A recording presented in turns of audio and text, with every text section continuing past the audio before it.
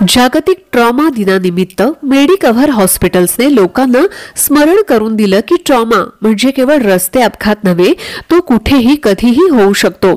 महामार्गावरील वेगवान धडक, घरगुती पडझड, औद्योगिक अपघात, कामाच्या ठिकाणी झालेल्या दुखापती किंवा भावनिक धक्के, प्रत्येक घटनेचा परिणाम शरीरावरच नव्हे तर मनावरही होतो. प्रत्येक जखमेमागे एक कथा असते, भीतीची, जगण्याची आणि पुनर्प्राप्तीची. आणि तिच्यासाठी वेळेवर संवेदनशील आणि सर्वसमावेशक वैद्यकीय मदत अत्यावश्यक असते.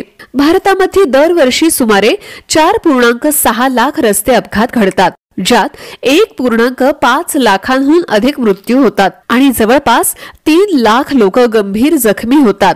तज्ञांच्या मते या मृत्यूंपैकी जवळपास 50% मृत्यू गोल्डन आवर मध्ये योग्य उपचार मिळाल्यास टाळता येऊ शकतात. परंतु प्रतिसादात झालेला थोडासा उशीर, अंतर, भीती किंवा जागरूकतेचा अभाव हे जीवन आणि मृत्यू यामधील फरक ठरू शकतात.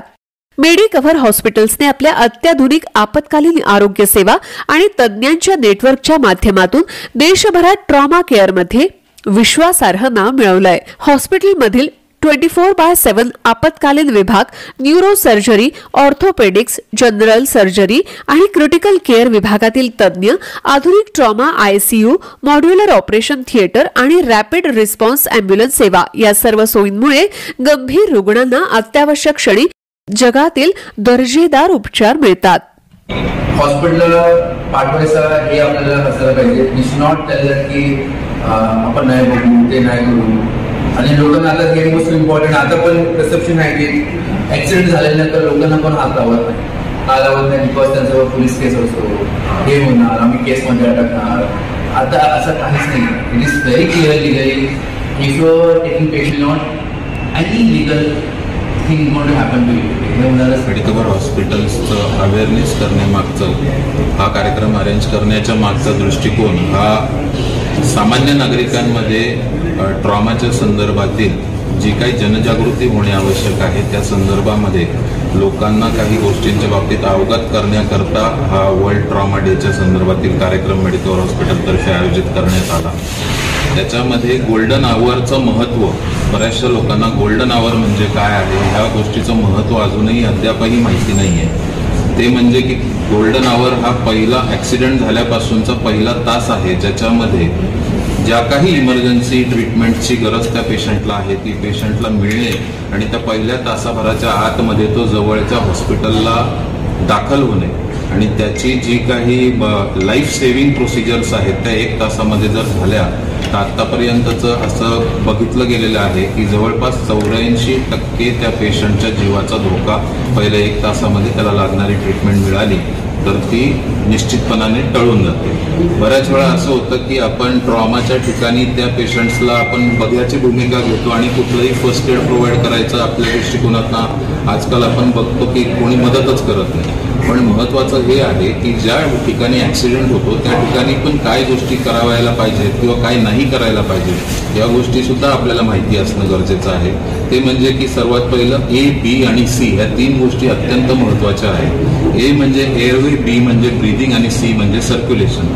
एअरवे म्हणजे त्याला कुठे श्वासोच्छ्वासाला घ्यायला त्रास होतोय का किंवा त्याला श्वासोच्छ्वासाची गती कुठं कमी जास्त होतीये का, त्याला इतरत्र कुठं डोक्याला, मेंदूला कुठे मार आहे का ज्याच्यामुळे त्याला श्वास घेणे त्रासदायक ठरतंय, या गोष्टींचं पण आपण अनुमान त्या ठिकाणी लावला पाहिजे.